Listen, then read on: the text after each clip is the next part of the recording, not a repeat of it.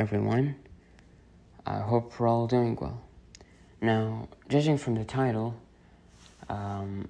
this topic, which I'm about to talk about, might seem to some people that it might seem somewhat silly, and that, of course, would be perfectly understandable. But personally, I find this to be a very intriguing topic. Now, first of all, note that when I say dragons, do dragons exist, or are they real? I could actually be referring to any other creature, being, thing, but I just wanted to choose dragons as an example. It's a fun example which almost everyone knows. Now, we all know that there are many movies and stories out there, and some old legends which people talk about, in which we can see some, very interesting. We can see and read about very interesting, creatures, beings, basically anything fictional or something which is derived from the imagination. And now, of course, these things are labeled as being, works of fantasy. But now, one might say, what if there's some truth in these things? Now, logically speaking, yes, we may not be able to... Wait, first of all, let's define a dragon so that we know exactly what we're talking about. What is exactly we're talking about? Even though we know what a dragon is, it's best to give a brief definition of what we really mean by when we say dragon. So a dragon, we can say it's basically a four-legged reptile. Four-legged, fire-breathing reptile with a pair of wings. That would be a typical brief description of a dragon. Okay, can we prove its existence? I mean, we may not be able to prove the existence of dragons, but logically speaking, we also cannot really negate the existence of dragons. Okay, just because we haven't observed, seen, or felt the existence of dragons, it does not mean that they do not exist. And technically speaking, they could very well, be out there, which is very interesting to think about. Okay, and I'm thinking from a logical viewpoint here. Okay, now, and we can apply this to many other things as well.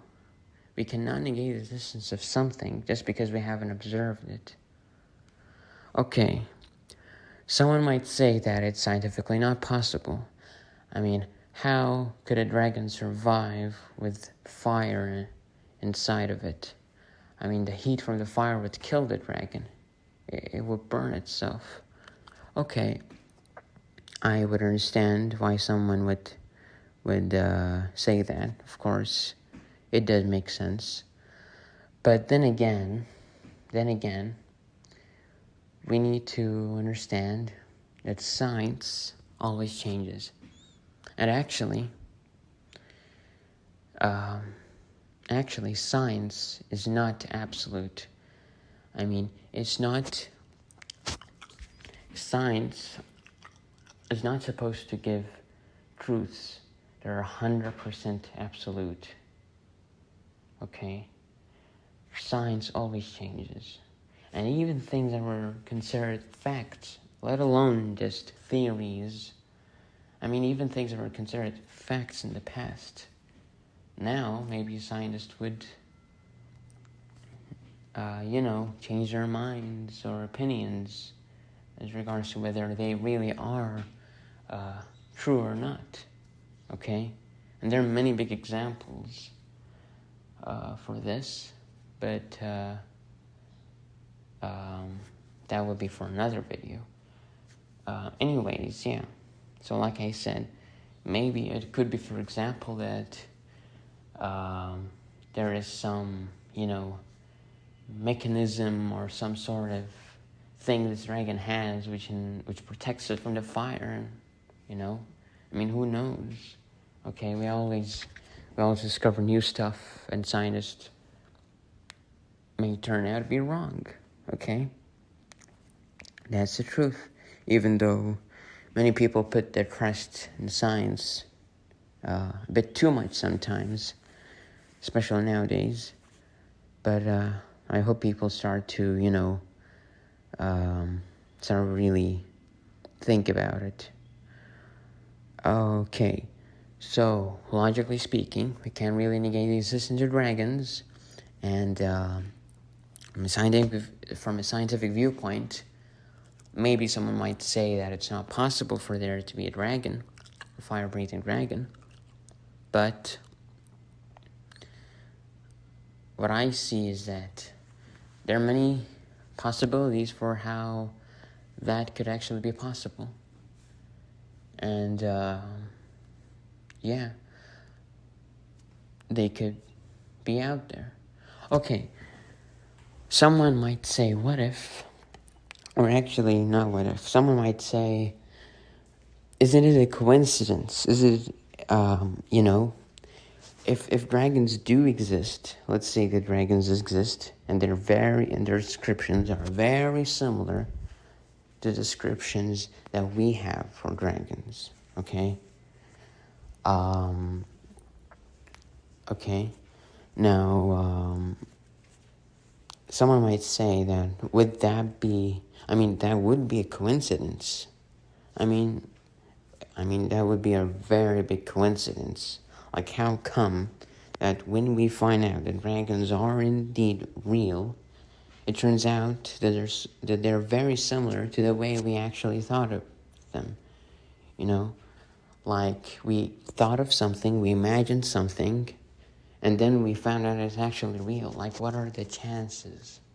What are the odds of that happening? So, someone might say that the chances of that happening are, like, extremely low. Okay. Now, first of all, I just want to say that, well, okay, this might seem very,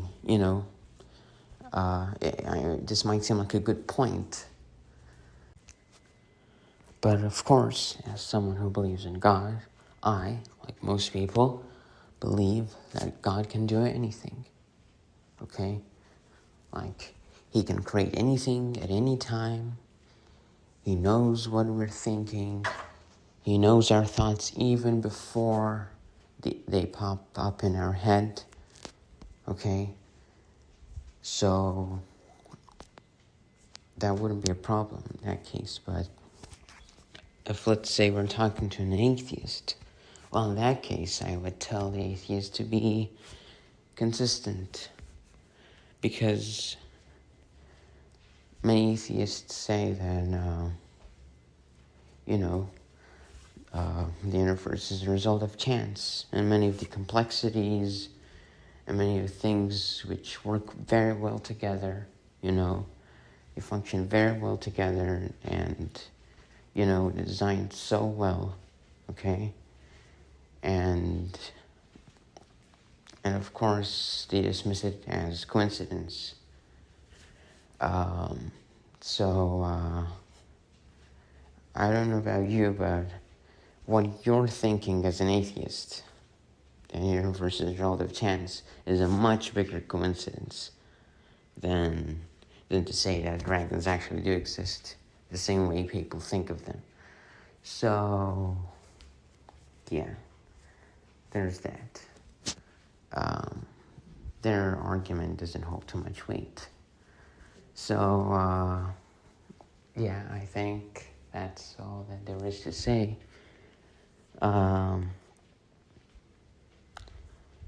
I hope you enjoyed me talking about this topic. So yeah, that's all.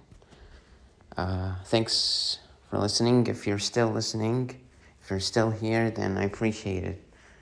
I really, really appreciate it.